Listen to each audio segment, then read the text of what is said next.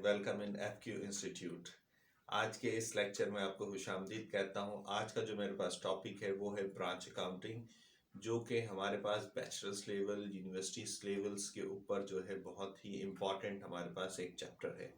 सो आज हम इसको ब्रांच अकाउंटिंग को डिस्कस करते हैं कि what is branch accounting.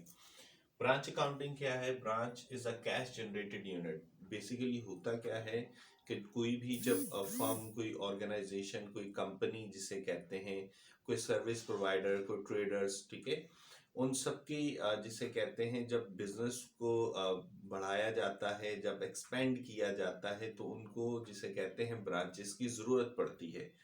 Next क्या होता है कि ब्रांच एक ऐसा जिसे कहते हैं वो यूनिट है जो कैश जनरेटेड है, यानी जितनी ज़्यादा ब्रांचेस होंगी मोस्ट प्रोबेबली उतना ही ज़्यादा चांस होगा कि वो कैश ज़्यादा से ज़्यादा जनरेट कर सके। तो नंबर वन हमारे पास पॉइंट क्या आ गया कि ब्रांच इस कैश जनरेटेड यूनिट है। बेसिकली वो क्यों बढ़ाया जाता है? वजह, established by business organization to increase sales in different parts of the cities, countries and the world।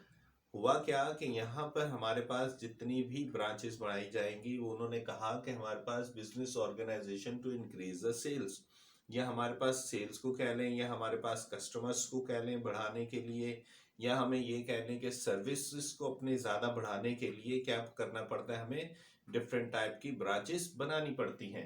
अब ये ब्रांचेस हो सकती हैं कि एक ही सिटी के अंदर बहुत सारी ब्रांचेस हो जाए, ठीक है, हो सकता है एक कंट्रीज के अंदर बहुत सारी ब्रांचेस आ जाए, या फिर ये भी पॉसिबिलिटी है कि पूरे वर्ल्ड में जिसे कहते हैं डिफरेंट कंट्रीज में जाकर जिसे कहते हैं ब्रांचेस को ओपन कर दिया जाता है। जैसे बहुत सारे हमारे पास ऐसी जिसे कहते हैं फास्ट फूड कंपनीज हैं, ठीक है, मल्टीनेशनल कंपनी है जो टेक्नोलॉजी से रिलेटेड है, ठीक है, वो वर्ल्ड वाइड उनकी जिसे कहते हैं ब्रांचेस मौजूद है।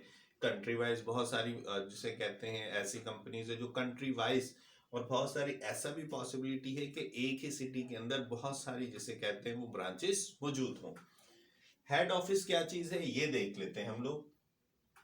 Control branches through centralise system.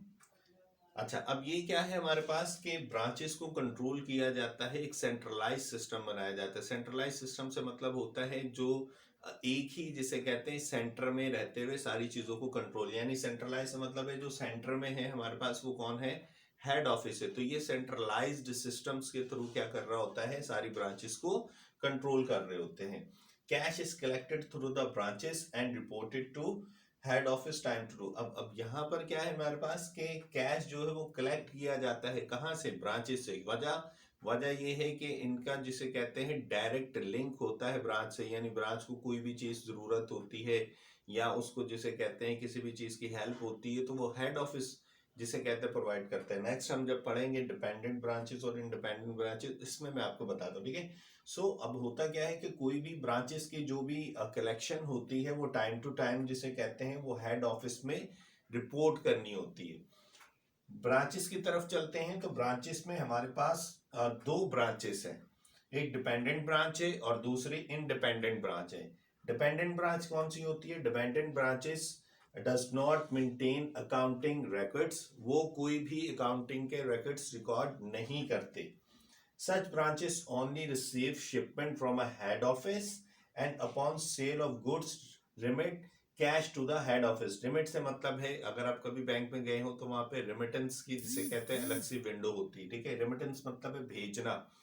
Head office से कुछ भी जिसे कहते हैं जो शिपमेंट आती है फ्रॉम हेड ऑफिस, उसका जो भी सेल का काम होता है, पर जिसे कहते हैं हमारे पास ब्रांचेस सेल वगैरह करती हैं, जो भी पैसे वगैरह आते हैं वो दोबारा वापस किसको भेजे जाते हैं? हेड ऑफिस से, क्योंकि वो शिपमेंट कहाँ से आई है? हेड ऑफिस से आई है। इस डिपेंडेंट ब्रांच के अंदर जो हमारे पास ब्रांचेस है वो अकाउंटिंग के रिकॉर्ड्स नहीं रखते अपने पास, ठीक है। इंडिपेंडेंट ब्रांचेस क्या है? डेफिनेटली इसके अपोजिट ही होंगे। Independent branches maintain complete accounting records, accounting के कंप्लीट रिकॉर्ड्स ही अपने पास रखते हैं। अच्छा, यहाँ पर क्या लिखा था कि ये शिपमेंट जो है वो रिसीव करते हैं हेड ऑफिस से।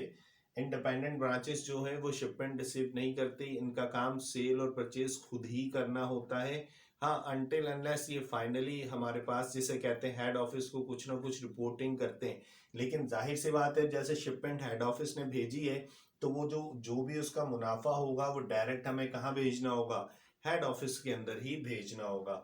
सो स्टूडेंट, आज की क्लास इतनी ही थी जो कि ब्रांच अकाउंटिंग हम लोगों ने सीखी, हेड ऑफिस, डिपेंडेंट ब्रांच और इंडिपेंडेंट ब्रांच। होप सो आपको मेरा ये लेक्चर पसंद आया होगा। अगर आपको मेरा लेक्चर पसंद आता है तो प्लीज़ लाइक, सब्सक्राइब एंड दूसरों को भी शेयर करें। Thank you so much.